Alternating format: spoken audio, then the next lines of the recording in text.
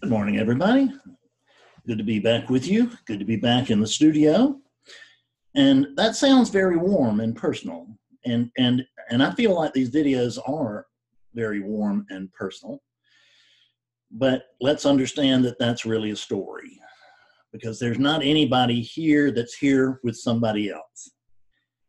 There's just you, and you're looking through that pair of glasses, and there's you, and you're looking through this pair of glasses. And it's the same thing, looking through both sets of glasses, both sets of eyes.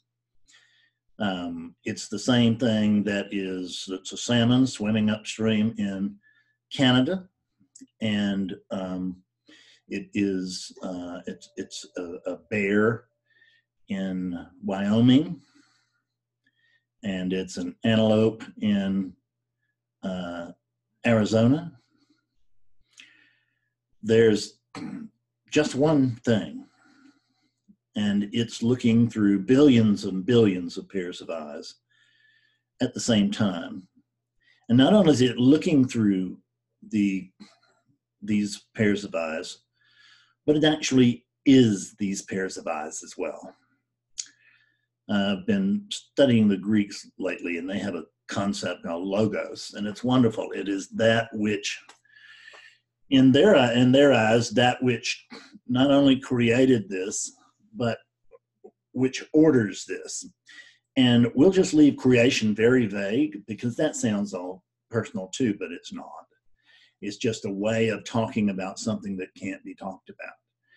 And in non-duality, we have to remember that we actually can't talk about this. We can talk at it, we can talk around it, but we can't talk about it.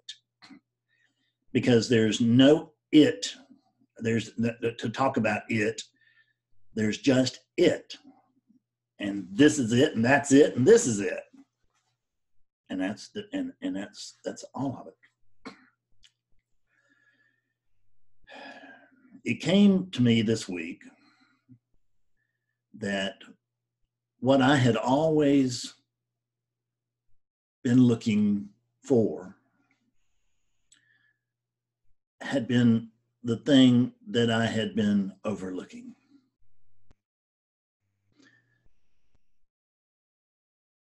That idea that I had to go somewhere to discover the truth, that a certain experience had to occur in order for me to come to know myself. I mean, let me ask you this: who else would I know? You know, and that's the funny thing about oneness. Just one of them. But the thing that we're looking for is this. And we're overlooking this in search of a that isn't there. There's only this. And it doesn't mean that there's an only this plus. There's no only this minus. I'd like a little more of this. I'd like a little less of this. I'd like something other than this.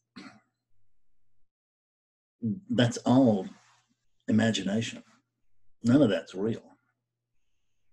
This is what is, and there is no what isn't, other than our imagination, which just creates a big snake pit of what isn't, and that's where we live. Because what we're looking for is already here. What we're looking for is what's obvious. See, the thing is that you've had all the big flashy awakenings that you're waiting to have, because there's just one thing going on. So you don't actually need to have a big flashy awakening through every unit. There was a pretty flashy awakening here, and I wouldn't put that curse on anybody, because my misunderstanding about it was so complete that I actually came away from that believing that that was what enlightenment was, that Fred Davis had at last achieved enlightenment.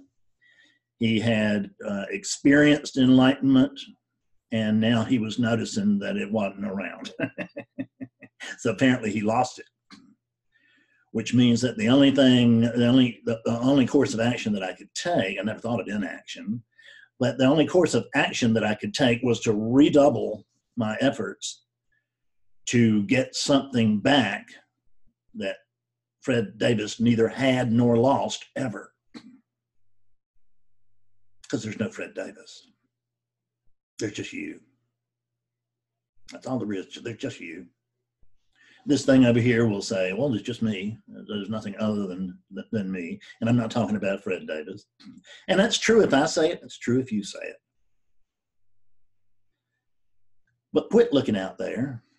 Quit looking. Have you ever heard that as long as you're seeking, you can't find it?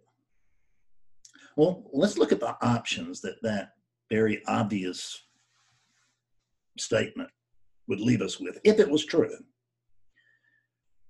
So, if you can't find it by seeking, what do? Do you make a decision? That's it. I'm not going to seek anymore.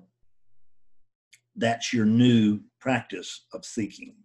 Now you're hoping if I don't do something, then I will achieve enlightenment. It's no better than believing that you have to achieve something to achieve enlightenment.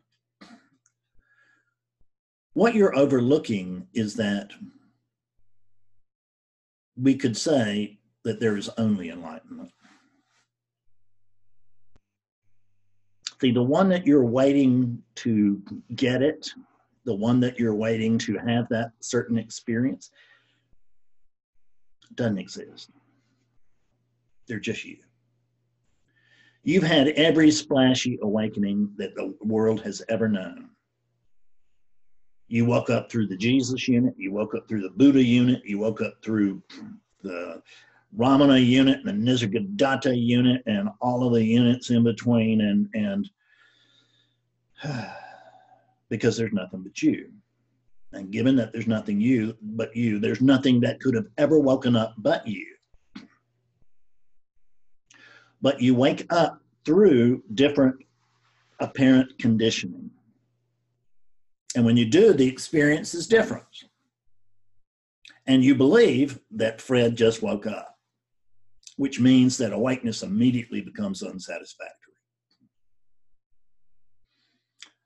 Wow, this is unbelievable. I sure feel special now. Good Lord, there's no way to even describe this. So here's what happened when I woke up.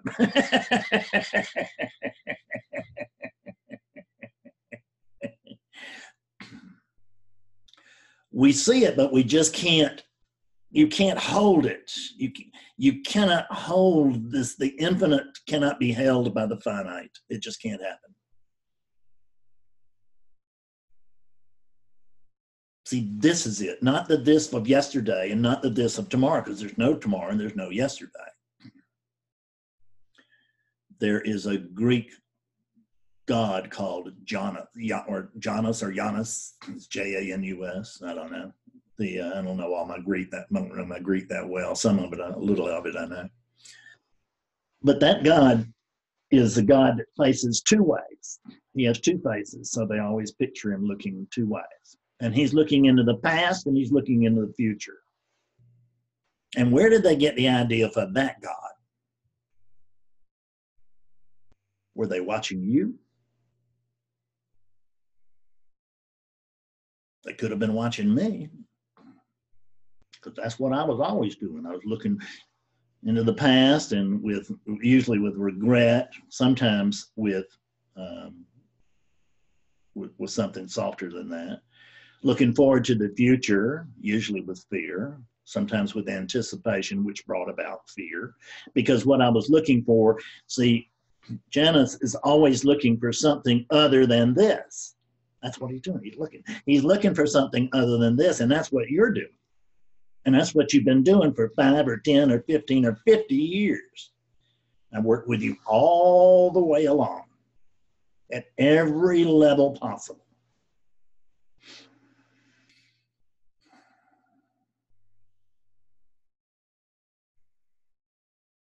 you're looking elsewhere.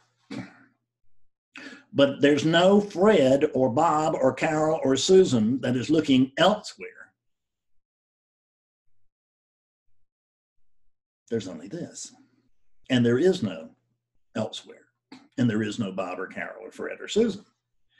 So given that there's no person here and no person over there, you can see why I say that this may feel personal, but it's not, because there's no person here. And given the fact that there's no person here, you know, there's no way that an imaginary person can wake up. How about that? An imaginary character can't wake up. And that's what you've had all your hopes pinned on for all these years, is that the imaginary Bob or Carol or Fred or Tom or Doc or whatever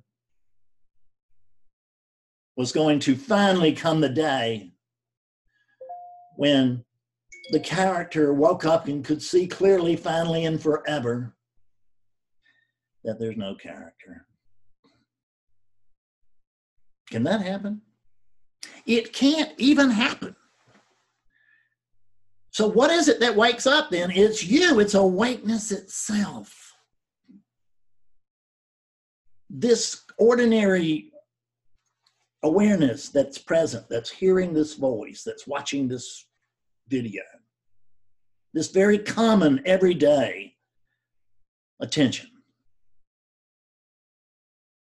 That's it. That's you. Can you find anything outside of your attention right now? And I've had people on YouTube say, "Oh yeah, I know a lot of things outside my attention." Well, how do you know about them? Well, you know, I'm aware of them. It doesn't work, folks. You can't find anything outside of your attention. You will never be able to find anything outside of your attention, because this is not other than your attention. It's not other than actually the vast unfocused field of awareness. That's what this is. And attention is the minute, focused, pointed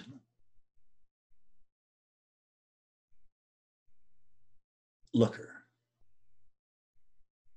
But it's that attention, it never looks back.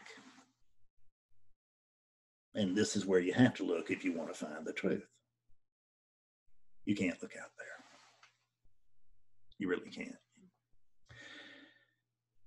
You know what? I think this is going to do it. This is hard and fast. Thank you very much. I'll see what I can do about another video this week. I've got one in mind.